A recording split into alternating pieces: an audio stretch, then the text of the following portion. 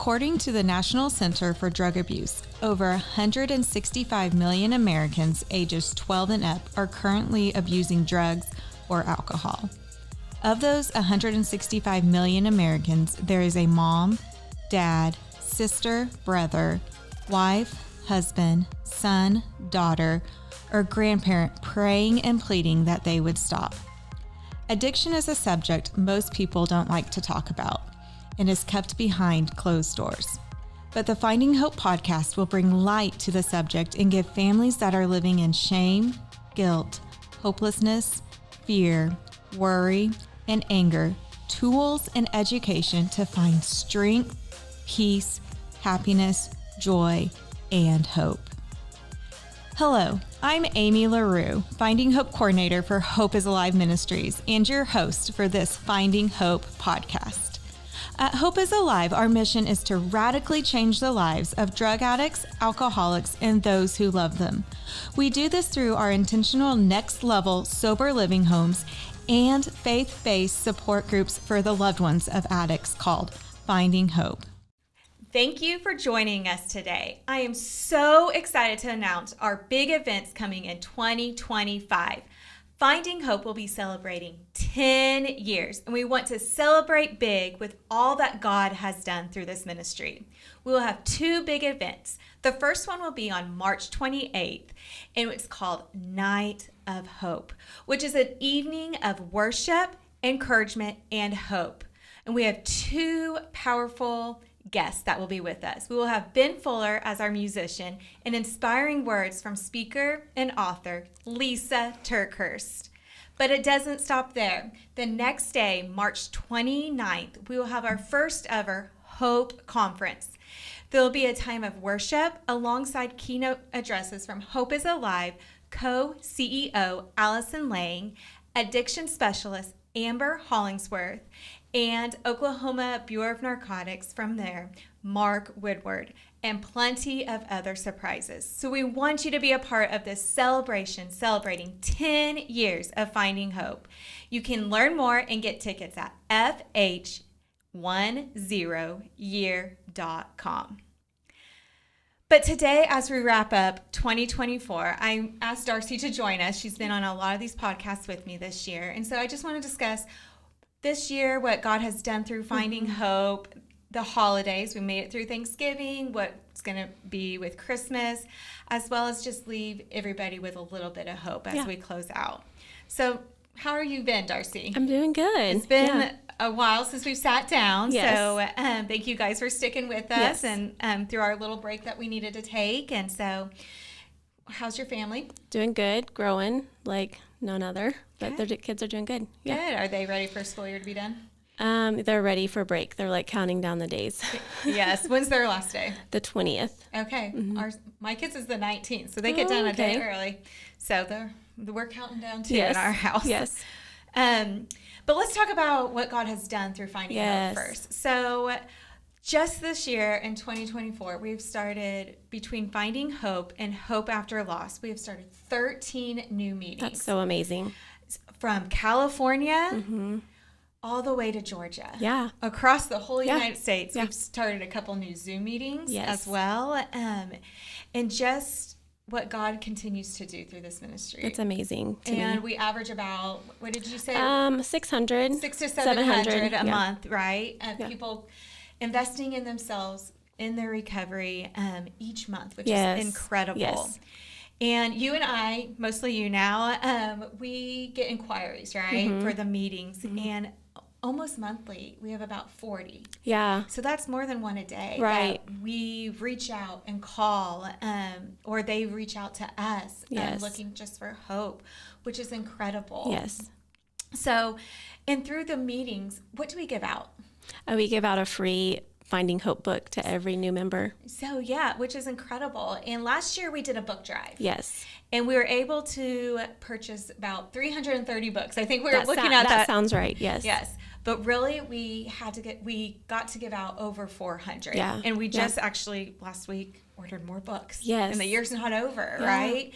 And so, if I'm just going to make this quick plug, Darcy, is at the end of the year, we like to do a book drive.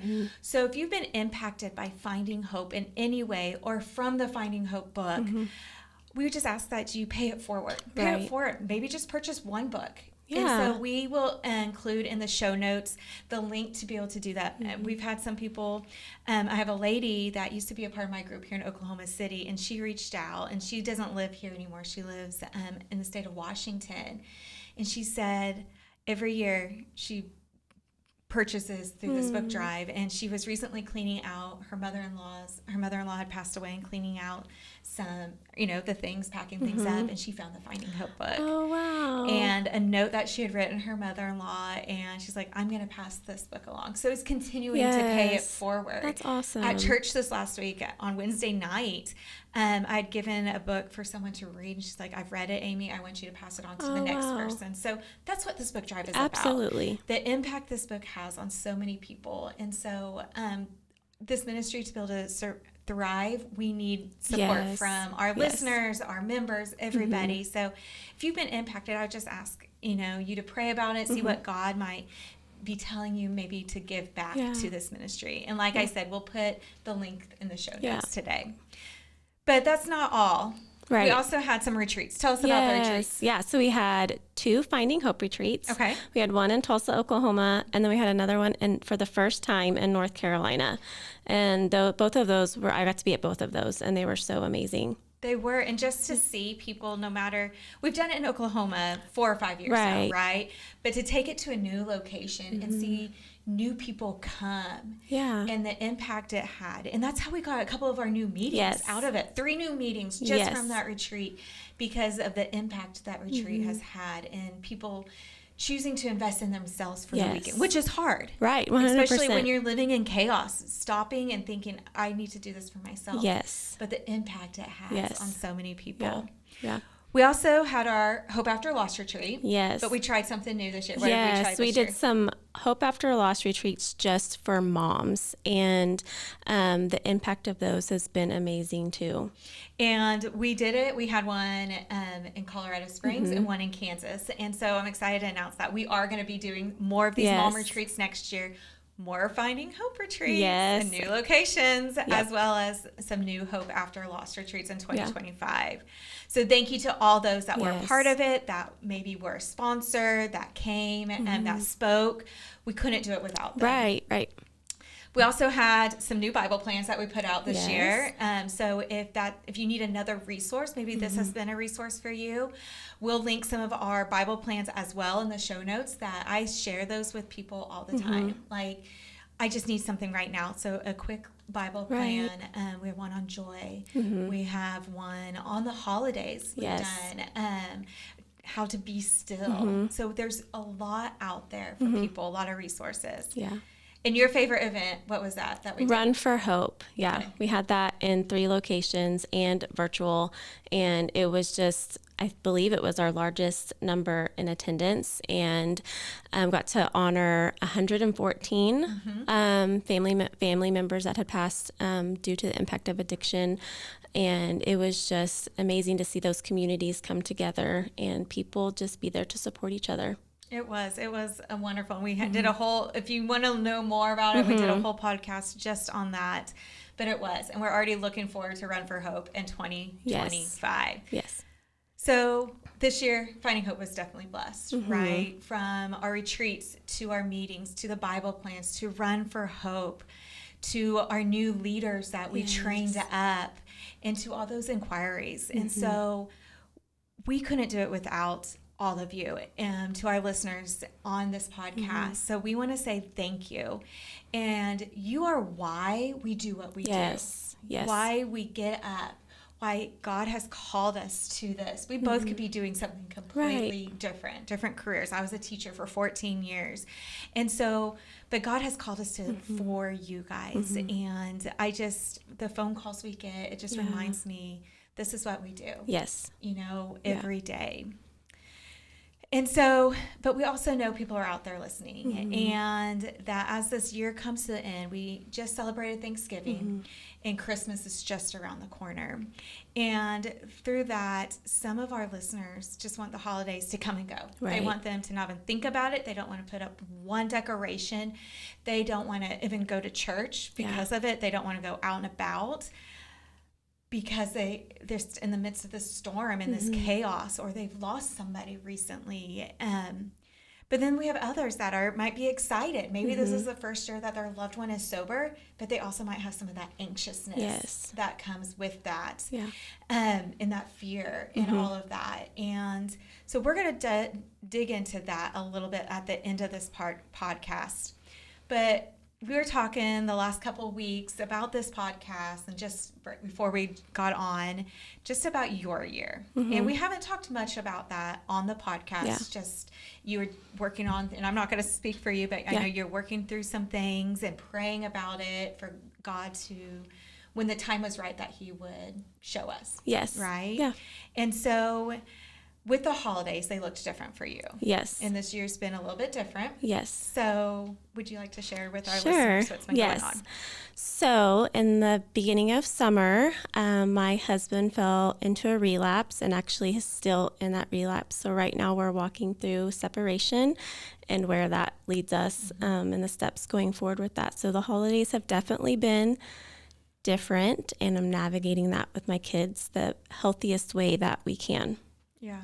So Thanksgiving looked different. Yes. But did you make it through okay? I did make it through okay. And I was able to make new memories with my kids. You know, we used to go out of town for Thanksgiving. And so it just looked different. I made Thanksgiving dinner for me and my kids for the first time. Made a whole Thanksgiving dinner. You made the turkey? Yes. You didn't burn it? I didn't burn it. Good job. And it wasn't frozen? No, yeah. I was worried because when I pulled it out of the freezer, it was still a little bit frozen.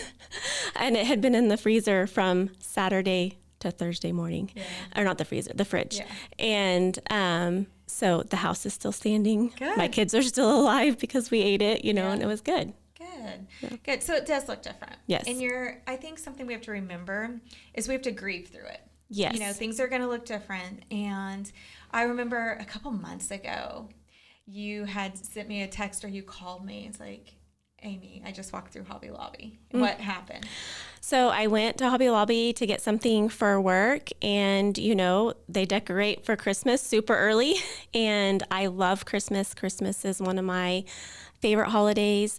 And I walked through, and I could feel like the anxiety starting to come up. And I was like, why am I feeling like this? What's going on? And I just kept walking through. I couldn't find what I was looking for.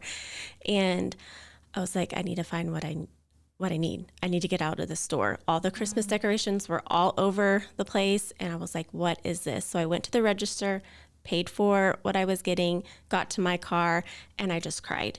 And it was because I knew the holidays were going to look so different for me and my kids. And I just allowed myself to sit in my car and just cry, and cried. And then I felt better. And I was like, I have to let go of what my expectation is and grieve what I thought the holidays would look like this year. And it's okay that they're going to look different. And it's okay that I'm sad right now, but my kids and I will make it through it. I love what you said. You allowed yourself that moment. So many times I feel like before I was in Finding Hope, you let me know what you think about this. Like, I would just shove it down. I'm going to put up this mask. I'm going to shove it down. I'm going to get in my car, and I'm just going to be angry, and I'm probably going to have some road rage. Right. And then I'm going to go home and pretend like everything was happy, great day, or whatever. Yeah. But you didn't do that. Right. You allowed yourself to feel in that moment. You allowed yourself, okay, like, I do have more work I need to do, but I'm more important right now. Yes. Like, I can't do my work without taking care of myself. Yes. I can't be the mom for my kids without taking care of myself. 100%. So you gave yourself permission to just cry. Yes. Right? Yeah. And I think people need to hear that. Yeah. That it's okay. I mean, it's going to look different. It looked different for us this year for Thanksgiving too. Not for the same reason. It just did, right? Yeah. And so too many times I think we're stuck on traditions. 100%. And I'm the worst. I'm guilty at it. I want to have my chili every Christmas Eve. Like, I'm very guilty at it. And so we're going to get into like making sure we shift our minds from that tradition to really why we have Christmas. Yes. And I'm going to bring up, I didn't tell you this before. So I'll remember just last week, we got an email and you said, I could tell you're upset. You're making phone calls in another room. So we weren't in the same office at the time you came in. I could tell something was wrong. And he's like, it's stupid. I don't want to share. Yeah. You know, and it was an invitation to something and it's going to be different this year. Yes. At this event that we got an invitation to. And what did I tell you? You said it's okay to feel how you're feeling. Feel your feelings and allow yourself to feel them. Yeah. Because I did. I felt like it was stupid, and it wasn't. I needed to allow myself. It is going to look different. I'm not bringing a plus one, and it's okay. And it was hard in the moment, but I allowed myself. I didn't want to. I wanted to stuff it, and you saw that. And I didn't want to talk about it, and you gave me the space that I needed, and saying it's okay. Yeah. And so it's a process. Like 2 months ago, you were able to do it. But then just last week, you're like, nope, this is stupid. I'm not going to be tearful over this. I'm not, but it's okay. Yeah. So how do you think you got to this point where you are allowing yourself this place? I'm seeing so much healing. So how have you worked through all of this to get to that place where you're saying it's okay to cry, it's okay to change things up, to make my own Thanksgiving meal this year? How did you get there? The number one thing has been being a part of Finding Hope, being plugged in and connected there. And no matter where my husband has been in his journey, I've always been plugged into Finding Hope and working on myself.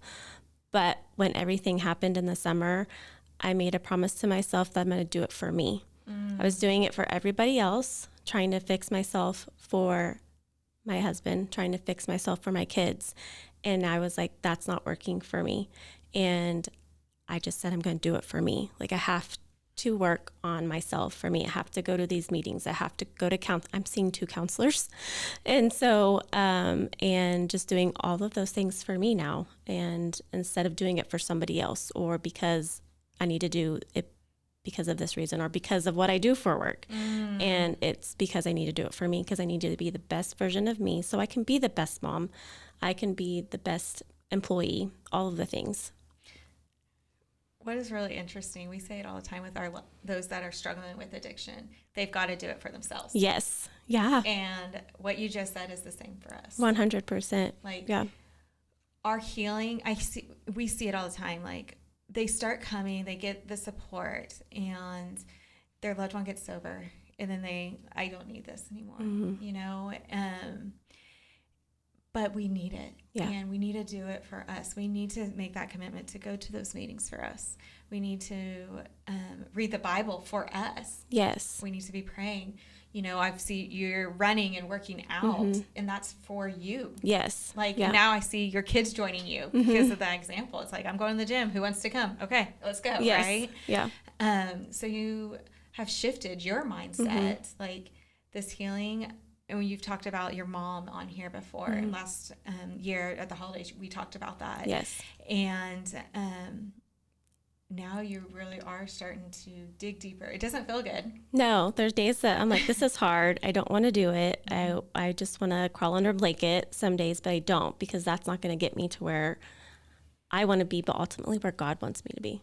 Yeah. So if someone's out there listening right now and like, okay, I hear Darcy. I want it, like, I don't know how to do that. What would be one step? Because we talk about we don't want to run up to the top of the staircase. And yes. That's you're not doing that. You are literally taking it one step at a time. You had to back down a little bit last week. Yes. But I could tell you opened up. You didn't shut down with me. You had a safe person to open up with. You went back up that step. Yes. So what it would be that one step or that one thing someone can do today as they're listening? Today. Not tomorrow, but today as they're listening. Find something to do just for you. not for anybody else, but for yourself. Is that listening to a podcast? Is that going to a meeting? Is it reaching out to a counselor? Is it drinking more water? Is it going for a walk? Is it going for a run? What do you need to do for you? Like, everybody's different. And so what would it help you improve your day for today? That one thing. What if you kept saying, I'm going to do, I'm going to do, I'm going to do? Do it is what you're saying. Yes. Right? Don't say, oh, I'll do it tomorrow. Tomorrow I can do it. Right. No. Today. Today. Right? And then do it tomorrow. Yes. And the next day, right? And it, even on those days, what do you do on those days you don't want to? When you're in that maybe slump, Darcy. I just do it. Why? Because I know I'm going to feel better. I'm going to feel better if I read my Bible. I'm going to feel better if I go to the gym. I'm going to feel better if I go for a run. Even though I've had a long day. Like, Monday was hard. We had all those phone calls after the holiday, and I could have been like, nope, not doing it. But I did. I went and did it. Even if it's for 15, 20 minutes, just do it. Yeah. Even I like that. Like, sometimes we think we have to have an hour or 45 minutes or 30 minutes. But 10 minutes is still doing it. Yes. Right? Someone I went to high school with, he has been very open. Like, he's in recovery now. And he showed like a kind of a before and after, and he's been on this health kick. And someone's like, that's so inspiring. And he said the same thing. 10 minutes. Just go out there and walk for 10 minutes. Yeah. You know, even if it's cold. I don't like the cold, but even if it's cold, bundle up, get outside, get some. Yes. Do it today. Don't put it off. Say you're going to do it tomorrow. Yeah. That's so good. So how are your kids doing with it? They're doing really good for the most part. You know, my youngest is 9, so she probably has the hardest time with it, just learning how to know what her emotions are and what, like, she's still, you know how we say babies cry because they don't know how to talk. Still, she acts out a little bit on certain things because she doesn't know how to tell me exactly how she feels. So I have to remember that. But the teenagers and my oldest son who's in college, they're all doing really good. They're doing things for them as well. I'm allowing them that. I'm there if they need to talk. They're part of support groups and stuff as well. So they're doing things for themselves too. Yeah, that's so good. So what is one thing that might look different this Christmas? Oh, that's a whole lot of right there. Well, Christmas is the biggest one. And what is that going to look like? Because we usually spend Christmas Eve and Christmas doing a whole bunch of things. Yeah. And it's what's going to be best for me and the kids. So I'm having to decide, like, and have conversations with their dad because we want to make it as normal as possible for them, but also know that that's going to be different. So I'm having to put boundaries with boundaries. That's fun. Their dad. Even though it's Christmas. Yes. I hear that. But it's Christmas. It's their birthday. It's Thanksgiving. It's Christmas. Boundaries don't stop because it's the holidays. Correct. Right? Yeah. And so it's having those hard conversations with their dad and saying, this is what I'm okay with doing. What are you okay with doing? And asking my kids, like, that's the biggest thing. Like, my counselors have told me, allow your kids a choice in the decision making. And so, which is weird, not weird, but like, oh, I need to ask them. So they feel like they're heard and they're helping make the decision. So ask them, what do they want? What do they not want? And then communicating that with their dad too. Yeah, that's so good. So having some boundaries, knowing it's going to look different, but also taking in that moment, right? And I think it's going back and remembering why we even have Christmas. And I know people, that might be a cliche. People, oh, Jesus' birthday. Well, we say that all the time, but do we really understand the impact of him being born on Christmas? Right. And, you know, I think about the hope we truly find on Christmas and how powerful that hope is. Yes. And even when we're facing the pain of someone in addiction or maybe they're going through, I have some friends going through, some high school classmates going through terrible cancer diagnosis. Yeah. And like through this, one of my friends that's going through it and her sister just got diagnosed is just continuing to cling to that hope. Yes. That hope of the arrival of Jesus. Like, that's Yes. why he came on Christmas, to give us the hope. He didn't come on Christmas for the Christmas lights. Right. Or the traditional chili, Yeah. or going to the movies on Christmas or Christmas Eve. He didn't come for all the packages under the tree, or the candlelit services, or the Christmas trees. He came to give us hope. Yes. And to give us a gift that none of us ultimately deserve. Yes. Right? And we have to remember that that's the gift at this Christmas. And you and I was just telling you before we came in here, I saw someone post something on social media yesterday, and I was reading part of it to you.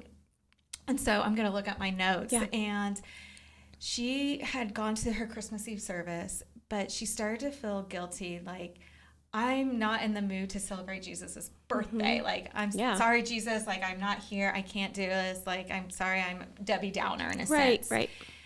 And she said that Jesus spoke to her in that moment because she was going through a trial with her family. And she said that Jesus told her, I came to the manger as a baby, not for those in celebration, but for those in mourning.